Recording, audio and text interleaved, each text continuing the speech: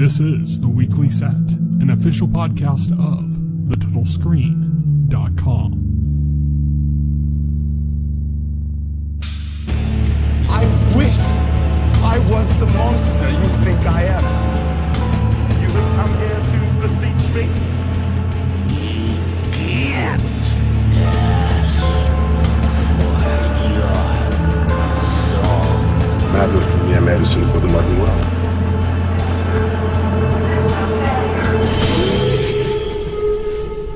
Hello, everybody, and welcome to The Weekly Set, the official podcast of The Total Screen. I'm your host. My name is Tyson, and joining me today, as always, is my partner in crime here at The Total Screen, William Rohrig. Hello. So today we are recording episode 281 of the podcast. This is November 16th, 2020 at the time of our recording, and we are going to be discussing The Mandalorian Season 2, Episode 3, The Heiress. And right off the bat, this is what I have to say. Finally some forward momentum. It's happened to you right in front of your face. You just can't describe it. That's right. Finally, plot development. Yes. It's been 3 episodes in the making, but yeah, we got some movement.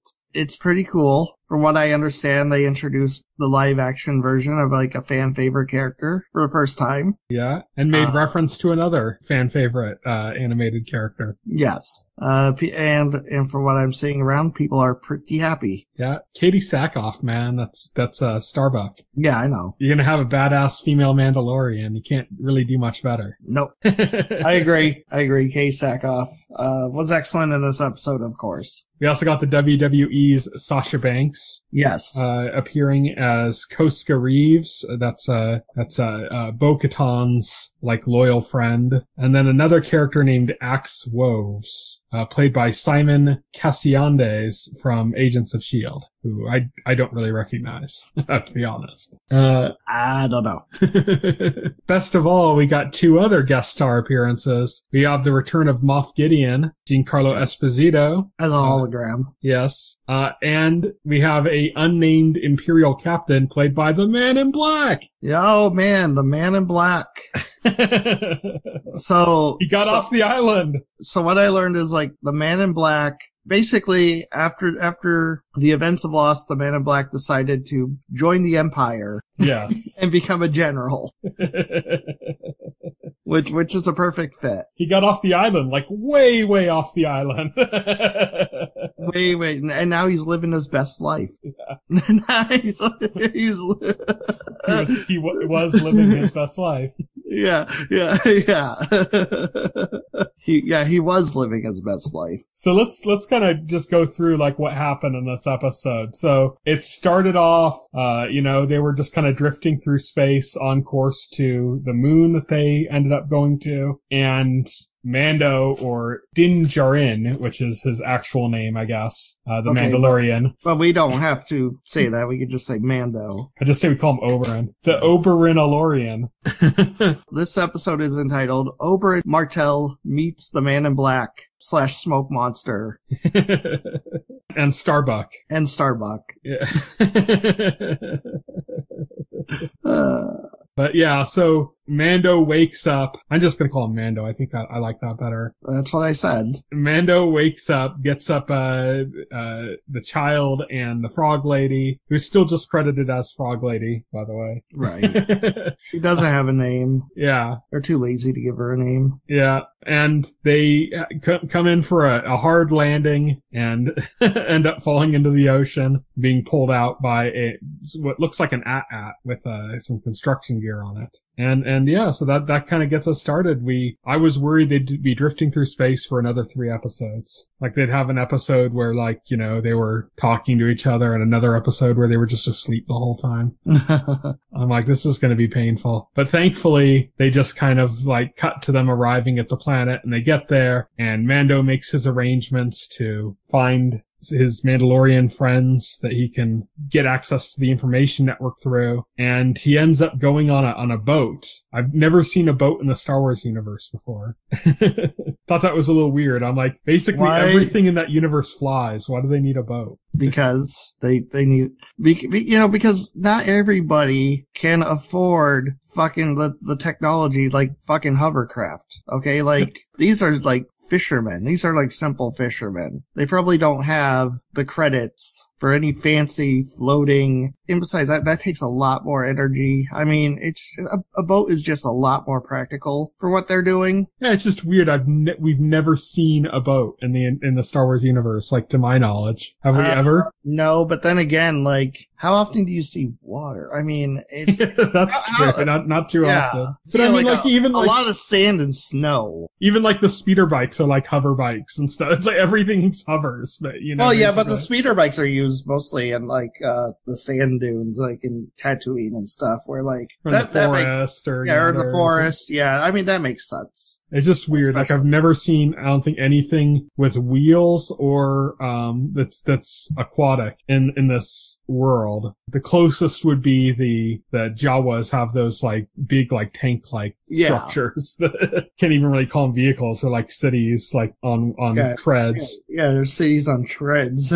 Like But yeah, that was just kind of a weird touch. And then Mando is promptly betrayed by the sailors, the fishermen. The shady fishermen who didn't look like they could be trusted betrayed Mando. What a shock. Well, it was for him, apparently. He fell for it. Yeah, he did. Yeah, he did. But I was like, okay, these guys do not look nice. All right. And like the way the one guy was talking to Mando, it's like, yeah, the kid's going to want to see this. You have to take him over here so he can watch this. Come on. Yeah, get exactly. Over here and watch this. Yeah. Do something with that. The kid's going to really want to see this. And my first like question would be like, why? It's like, but Mando is just like, okay, he's not. I'm cool. Go with the flow, Mando. Yeah, just go with the flow. Just go with the flow. He's just focused on the mission. So sometimes he has blinders. Yeah, but yeah, he gets quickly betrayed. They kick the child into the water to get basically eaten by what looks like a water Snorlax. It's like some kind of amphibious creature, and it goes in there. It's eaten Baby Yoda in much a similar way, since the thing that he's in looks like an egg anyways. It kind of is ironic considering last week's activities for Baby Yoda. Yeah, it is ironic. He got eaten like an egg. And then Mando and the child get saved by 3 Mandalorians who come in. As we've mentioned, it's Bo-Katan, Koska Reeves, and Axe Woves are the 3 Mandalorians that come in. And then we get a little kind of a continuation of what we saw in the first episode when he encountered Timothy Oliphant's character. Yeah. Because they all took off their helmets. Right. And he immediately had that same reaction. Like, you're not Mandalorians. Who are you? And they're like, no, fuck you, dude. We are Mandalorians. You're in a cult. Yeah, they basically accuse Mando of being like a cultist, you know, like a religious fanatic, you know. Yeah, so they do that, and he talks with them, and they go their separate ways. Like, he doesn't, want to get involved with them because he doesn't trust them. Yeah, he doesn't trust them. Like, the Mandalorians he's looking for, he estimates, Yeah. He's like, okay, you're not at all who I'm looking for, so I'm just gonna go off. Back on the dock at night, Mando gets attacked by one of the people that was killed by the Mandalorians who rescued him, one of his siblings, and his group of friends. And the 3 Mandalorians jump in and end up saving him again. And this time they kind of come to an arrangement. Well, the important thing is I believe it. Bo-Katan tells Mando that, she knows where he can find a Jedi, or she can get him in touch with a Jedi if he does something for her. Yeah. First. And so in the meantime, when they get off to go on this mission that Mando's going to be involved in, they drop off the child to stay with Frog Lady and Frogman, which immediately made me anxious. It made you anxious, right? It made you nervous. It's like, it's going to be eating their fucking eggs again. No, it turns out, it turns out healthy. It turns out, just wonderful. He gets to see the miracle of life. Yeah, he gets to see what happens to the egg as it transforms. That's the word I'm looking for. It turns out wholesome. Yeah. Yeah. It's not like the last episode. if they did a repeat of last episode, the internet would probably burn itself to the ground over it. Yeah. It was bad enough with this episode. And I sympathize. Like, it was creepy as shit to me. Yeah, it was pretty, but I sympathize with, obviously, with The View. That's wrong, but like, I was kind of impressed, like, they were willing to go so dark with that character. I was like, oh, okay. I don't think they intended it to be taken as that dark. No, they clearly intended it to be comedic.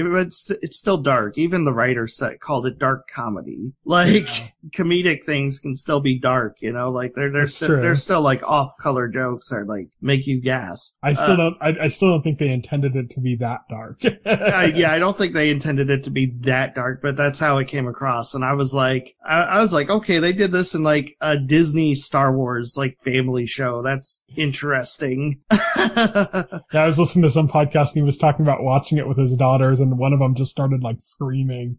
Oh my god. When he did that, and like it just ended family movie night, you know, or whatever, where they were watching that together. Oof. It's like, that's kind of the reaction. It's pretty horrific, you know. It's the thing is, like, people would argue like it was an unfertilized egg, it's no big deal, and it's like, yeah, it was also the last of her clutch, right? You know, so there's like a deeper meaning that's dark as well. If you take in the one meaning, you have to take in both, you know, and it's like, and it goes right back to being dark again. But yeah, it's dark. Like I said, like, it's dark comedy. It's something that's horrible, and the joke is that it's this cute little thing doing like this horrible thing over and over again, and that's the joke. See, it would have been fine, I think, if it was just the one time or something, you know, and then he was scolded. But then he kept doing it. He'd be like scolded for it, and then he'd be like, his eyes would lock onto him again, and it was like, that's what made it like, oh god, he's like this relentless force of nature that's just out to destroy everything for his own pleasure. And they had the scene, like, it made me nervous when Mando first brought him to them and his eyes locked on the eggs again. Yeah. I was like, oh my god. If they do this again. Mando's gonna come back, all the eggs are gonna be gone, the two frog couple are gonna be like dead, cause like, you know, cause the child's like used like force powers to protect himself against them or something. When they freaked out on him, I'm like, that's good. He's just gonna return and the room's just gonna be red. It's just gonna be dripping blood off the walls. It's gonna be straight up like what was that anime? Elf and Liad, you know? But yeah, thankfully they didn't go that route. Like you said, they went like a wholesome route with it. And I guess maybe that's him, Baby Yoda, learning maybe the value of life, or that, you know, eggs are like part of a stage of life, and maybe that's a bit of understanding for him. Maybe there is a deeper meaning to that, or maybe it's just they didn't feel like repeating. Maybe it was, they didn't feel like repeating it. It was just like a wholesome moment. Yeah. But Mando goes on a mission with the 3 Mandalorians. They're going to hit an Imperial vessel, and he's told that they're collecting a bunch of weapons from it. And that's basically it. They go in, a team of four Mandalorians just basically destroying the stormtroopers. I like that they made a reference to how stormtroopers can't hit anything again. Not as good as the reference in last season's finale where they had the stormtroopers trying to shoot like bottles or whatever and missing constantly. Wasn't that funny, but at least it was still like a little funny reference to the fact that stormtroopers can't hit shit. Right. They basically go, they dominate. I liked the part where the one guy like thought he was being clever and trapped them by closing the 2 doors, but closed the Mandalorians within the control room for the... It's like, it's cool. I got them trapped in the control room. And the man in black was like, you got them trapped where? He's like, you just see the cargo door open. You just see the cargo door open. It's like the Empire doesn't hire the brightest, apparently. Just take all the Empire scenes from Star Wars and just put like the Benny Hill theme over it. Yeah. They're just the constant mistakes they make. But anyways, the Mandalorians, when they're trapped in the control room, trapped in quotation marks, they get an access to a big cache of weapons. But then, Bo-Katan reveals to Mando, to his distress, that they're not just taking the weapons, they're taking the whole ship. And he's like, whoa, wait a minute here. I didn't sign up for this. But they don't dwell on that too long. They kind of just get on with it. Well, they can't dwell on it too long because, the general there, Titus Welliver, is basically like is basically going to crash the ship into the planet because they've decided that, you know, like, because like he was asking for help. They were going to go back to the fleet and get back up, and basically like Moff Gideon basically told him, no, destroy the ship and everybody on it, and that's what you're going to do. Well, he's just like, you know what you have to do. Yeah. That's basically the gist of it, right? Yeah. He's like, you know what you have to do. He's like, you're not getting back up. You're gonna destroy everything. So Man in Black, or I guess I'd say Man in Imperial Grays, shoots and kills the other people he has on the ship with him, and puts the vessel onto a downward trajectory right into the moon that they're on. Yeah. To crash it. Yeah, to crash it. So like, they don't have like a lot of time to argue about, you know, whether Mando signed up for stealing a ship wholesale or not, because they gotta do something now. The second he objected, I'm like, oh god, they're gonna have like a 3-episode stint where he's debating with her. Yeah. three episodes just to fucking decide what they're gonna do. Yeah. No, thankfully they move on quickly with it. They make it to the bridge, or to the, you know, the main cockpit of the vessel, and Bo-Katan grabs the Man in Black, or the Man in Imperial Grays, as I said, and starts questioning him about the Darksaber. Yes, that is what she is interested in, and it's clear that she knows the Empire has it, at least if not that she knows that Moff Gideon has it. Mm-hmm. And he basically confirms that, because when she says, like, you know where it is, he says, well, the fact that you're asking about it means you already know. Yeah. And then he, like, uses a sci-fi electro version of the cyanide pill. Yeah, because like Mando says, you know, like if you tell us what you know, you know, basically like, I'll show mercy, I won't kill you. And then, he's just like, yeah, you might, but Moff Gideon will. Yeah. So, yeah. So he kills himself, and this is part of what I was talking about, the whole, like, why use a boat thing. It's like, he could have just taken, like, a poison, but he used, like, an electronic device to kill himself in his mouth. Yeah. In the same way. Like this is like the Star Wars universe just feels like everything has, like, even, like, junker shit has, like, tech, you know? Yeah, like, there's no reason. Like, yeah, why would anybody choose that over, like, a poison that's gonna be, like, a lot less painful? Yeah. I don't understand. Cheaper, less painful.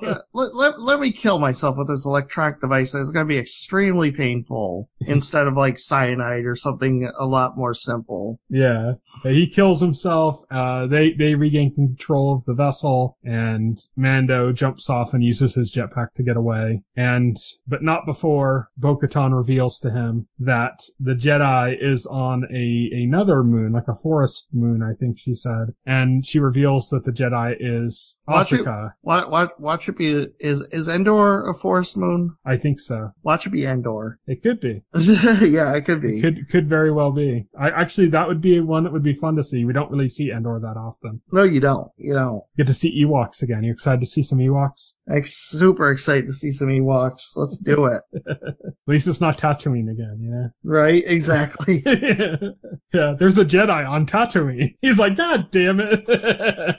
He's like, why do I have to keep going back to Tatooine? Literally every time I gotta get away.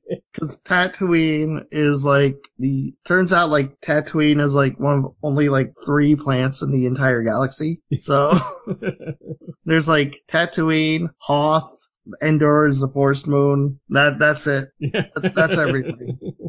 Yeah, that's pretty much it. But there was Coruscant, but the Empire blew it up, so can't help that. You know, the Empire actually blew up all the other planets too. Yeah, those are the only ones that remain off screen. Yeah. But so that's information is revealed. Now he's looking for a Jedi named Asuka, who's from or Ahsoka, I think is the name, is from the Clone Wars animated series. Yes. And I haven't watched Clone Wars. Did you watch any of the Clone Wars stuff? No, I watched the original Clone Wars that came on Cartoon Network, the Gennady Tartakovsky, but I didn't watch the more recent Clone Wars series. Like, I haven't really watched any extended universe Star Wars stuff. Like, I haven't watched Rebels, where I think this is where Bo-Katan comes from. Yeah. Like I said, I'm not like a hardcore Star Wars person, so I'm in the same boat. Like, I haven't really seen, like, I've maybe caught like 10 minutes here or there, you know, like flipping channels and it just happened to be on and I caught 10 minutes while I was looking for something else. I'm gonna be honest, like I saw when Rebels was airing, like I saw like the toys and marketing. The show was created like right after the new movies started coming out. Like I think it was like, if it wasn't like the first, it was probably one of the first like animated Star Wars series under Disney. And I just assumed it would be like corny, like really like aimed towards kids and stuff. But like apparently there's a lot of love for that whole lineup of shows. Yeah. Apparently people love it. So apparently it was really good. Yeah. And I might have like underestimated it. So I might have underestimated it. Like I said, it was on like the Disney Channel, Disney XD. Like I don't watch Disney XD. I don't watch Cartoon Network. I don't watch Nickelodeon. You know, I grew out of those channels a long time ago. Yeah. So it's like, same here. It all passed me by. If I was like, I don't know, if I was 10 again, I'd probably be watching all these shows. I saw one episode, I think it might have been of Clone Wars, that like caught my attention and I ended up watching it. And it was basically like a bunch of, it was like a group of like stormtroopers like in training or something. And they were like the failure class, like the one that nobody expected. And then they ended up really like working together and like overcoming it. It's very tropey. You've seen this trope a million times in other things where like the team of zeros end up working together and they end up actually being really good. That's like the story of like a million sports movies. Yeah. You know? But it was about like in a training facility and they were like the worst team and then they ended up winning the competition or something. Right. And it was actually done pretty well. It was very tropey, but it was done really well. It was entertaining. And so like I watched most of that. Like I think I tuned in a few minutes late and then watched the rest of it and never bothered watching anymore. Like it's not that it wasn't good. It was just like, you know, my reaction to Star Wars in general is kind of right now is kind of like, for the most part. So The Mandalorian I'm enjoying, but like I didn't enjoy any of the new movies. I didn't even watch the last one. And so for me, like I just had no real interest in getting involved in those shows. Although I have heard, like you said, that they're actually really good. The best thing in Star Wars, most people seem to say, like after the original trilogy. And that might be the case because I kind of think that from what I've seen, The Mandalorian is the best thing in Star Wars since the original trilogy. But we know that Ahsoka is on this moon. Mando's got the information for it. He goes, he picks up the child, and they're on their way off, and their ship that's still all rickety and barely running. It's a real junker now. And that's basically it for the episode. Is there anything you want to mention besides that? Is there anything that we haven't mentioned? I mean, I think we did that. It was a pretty plot episode. Like it wasn't. Yeah, like I said, it moves the plot forward, which is what we wanted. It has some cool fan service. Katie Sackhoff reprising her role as Bo-Katan. She was the voice actress for Bo-Katan in the animated Rebels series. Yeah, and they did kind of model her. And they modeled her. So she looked like her in the animated series as well. Right, yeah, like I Googled the character after I watched it, because I wanted to be in on the thing like everybody else was excited for. So I Googled, and yeah, like from what I saw, like, yeah, it was spot on. It's Katie Sackhoff. You're like, that's Katie Sackhoff. Yeah, it's Katie Sackhoff, yeah. They continue to get great guest roles on this show. Oh, yeah. Just fantastic guest roles. Just makes you excited at the prospect of having, because apparently the rumor is that Rosario Dawson's going to be the one playing Ahsoka. That's what I've heard, yes. So if you have like, if somehow they gathered the characters together again, kind of like they did at the end of the first season by gathering them all together again, you would have Timothy Olyphant, Katie Sackhoff, and Rosario Dawson.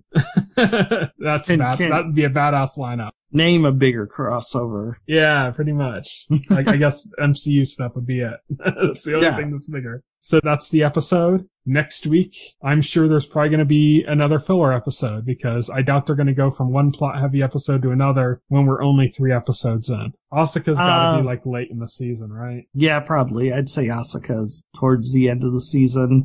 But yeah, who knows where they're going to go for here. It's just the things are moving along. So that's good. Yeah. So hopefully it keeps up and keeps interesting stuff coming along. I don't really have high hopes of that happening. I'm going to be honest. Even the one-off episodes I've enjoyed this season. I enjoyed the first one-off episode.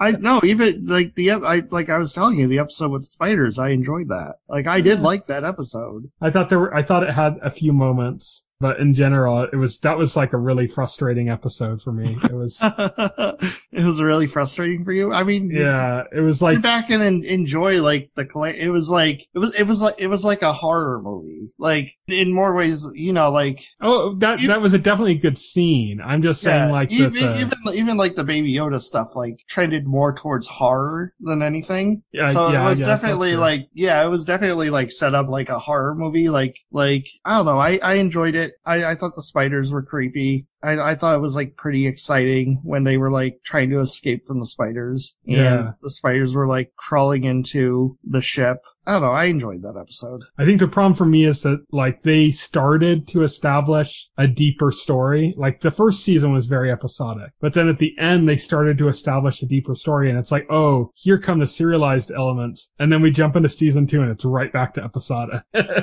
And that's like really frustrating to me because it's like, if I didn't like anticipate something more than that, then it wouldn't be such a blow. But because I'm so like, oh, now we're finally on a path to some more serious story stuff, then it like completely drops all of that, and it's like, it gets frustrating. That's a structural choice though. It's not like bad storytelling on their part. It's just the way they've decided to structure it, but it's really frustrating for me.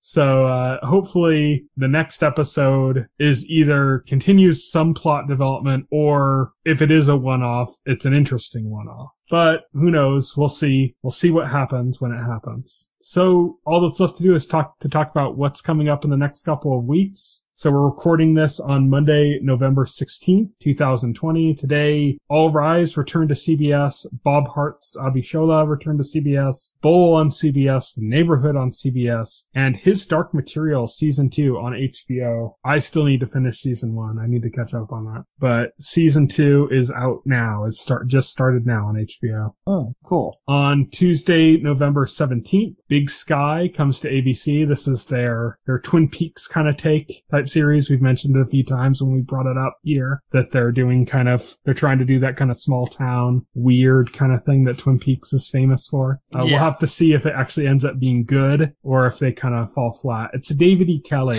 Twin Peaks, often imitated, but never duplicated. Yeah, David E. Kelly is pretty good at doing kind of quirky characters and stuff. Yeah. So he could do something, like, I don't think it'll be like Twin Peaks. Like, I don't think that their styles, like that David E. Kelly is similar to David Lynch, in like their aesthetics. Right. No way. But like, it could nail that like quirky small town vibe in the same way that Twin Peaks did, like that is something that David E. Kelly could do, because he did like Picket Fences, which kind of fit into that. So, but also on that day, also on Tuesday, FBI and FBI Most Wanted both return to CBS, as does NCIS, and the Lego Star Wars Holiday Special. That is tomorrow, man. Tuesday. Oh, nice. And then on Wednesday, November 18th, For Life returns to ABC. That's the one that I got the full episode ad on YouTube that I'd mentioned. Ridiculous. But that show returns on ABC for its second season. No Man's Land comes to Hulu and Bitter Daisies to Netflix. On Thursday, November 19th, we get Cyberpunk 20. Oh, no. Damn it. That's not a TV show.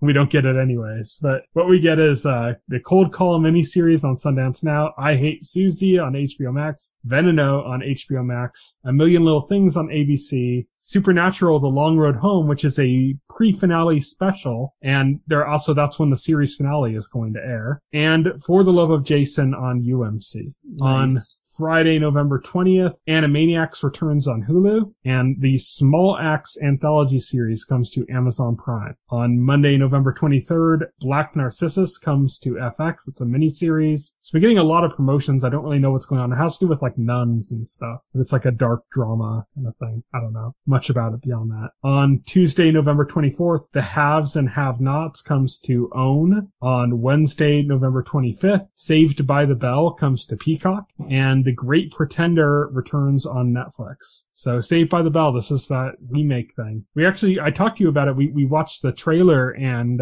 it looked better than I think either of us were expecting. Yeah, it did. But it still looks cheesy, Saved by the Bell. It's just... Yeah, it still looks cheesy. I don't know if I'm on board with it, but it did look a little bit smarter and more self-aware than I initially took it for from the initial trailer. Yeah. So I don't know. We'll have to see. I'm like, Saved by the Bell was like a show I liked when I was a kid. Mm-hmm. I don't know. I don't know if I could really stand it as an adult. Well, the question is it going to end up being too cheesy for you to enjoy the way you were able to enjoy it as a kid, or is it going to tickle that right nostalgia in you to get you to enjoy it as an adult? Right. Because you enjoyed it as a kid. Right. I'm in the same boat. I don't know. Like, I'll check it out probably. I think it might be locked behind the Peacock has like a free tier and a premium tier. I think it might be locked behind the premium tier, but they probably have the first episode free. So I might end up subscribing to Peacock for a short time. Not so much for this show, but just because, AP Bio is really good, and that's in the same way as locked behind Peacock Premium for its season 3. That sucks. The first episode they put up, and then the rest of them are locked behind the paywall. So I might do it just, for AP Bio, and then while I'm there, check out Saved by the Bell kind of thing. On Thursday, November 26th, The F Spot with Derek Beckles comes to Adult Swim, The Flight Attendant to HBO Max, and Tyler Perry's Ruthless to BET+. On Friday, November 27th, Over Christmas to Netflix, Virgin River to Netflix. On Saturday, November 28th, The Uncanny Counter to Netflix, and Monday, November 30th, A Love So Beautiful to Netflix. So I think these are, a lot of them are like kind of holiday type, almost like Hallmark Christmas type stuff. We're going to be getting a lot of that in the next couple of months. Both movies and like little mini-series and shows and stuff that are kind of have that Hallmark Christmas movie kind of vibe to them. Right. Which is not exactly our forte. Not really, no. Yeah. Next week, we're going to be discussing The Mandalorian second season, episode 4, whatever that ends up being. Until then, you can follow me on Twitter. I'm at Tyson Gifford. You can follow Will. He is at Foxel Hero. You can check out our Facebook page and our YouTube channel, as well as our site, thetotalscreen.com. You can subscribe to this podcast through any major podcast client like iTunes or Pocket Cast. And the entire backlog of our podcast is available on our YouTube channel. Thank you, everybody, for listening. Good night. Night. If you would like to reach out to us and make a comment, send an email to contact@thetotalscreen.com. Stay tuned to The Total Screen for the very best in genre television.